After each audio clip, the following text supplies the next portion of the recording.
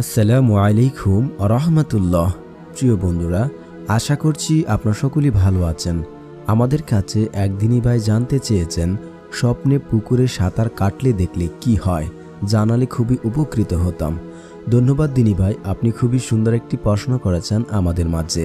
তো চলুন জেনে নেওয়া যাক স্বপ্নে পুকুরে সাঁতার কাটতে দেখলে কি হয়।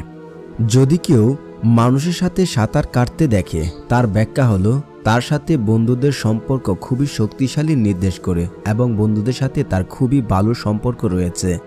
যদি দ্রষ্টার স্বপ্নে ভালো সাঁতার কাটে এবং বাস্তবে সে এখনও লেখাপড়া করে, তবে এটির ইঙ্গিত দেয় যে সে পরীক্ষায় সর্বোচ্চ নাম্বার পাবে।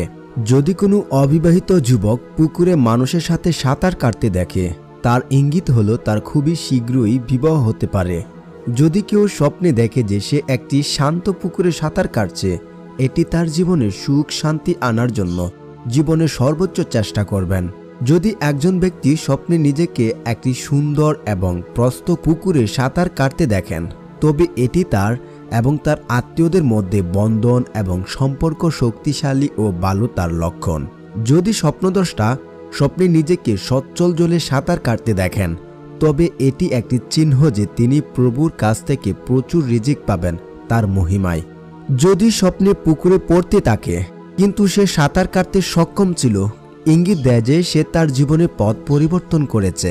যদি কোনো অবিবাহিত মেয়ে স্বপ্নে নিজেকে তাজা জলে সাঁতার কাটতে দেখে, তবে এটি চিহ্ন যে তিনি শীঘ্রই এমন একজন ব্যক্তিকে বিয়ে করবেন যিনি অনেক মহৎ নৈতিক গুণবলীর অধিকারী। যদি একজন বিবাহিত মহিলা স্বপ্নে তাকে নদীতে সাঁতার কাটতে দেখে, এটি চিহ্ন যে মহান আল্লাহ তাআলা তাকে খুব শীঘ্রই গর্ভধারণ করাবেন। দর্শক, এ ছিল স্বপ্নে পুকুরে সাঁতার কাটতে দেখলে কি হয়।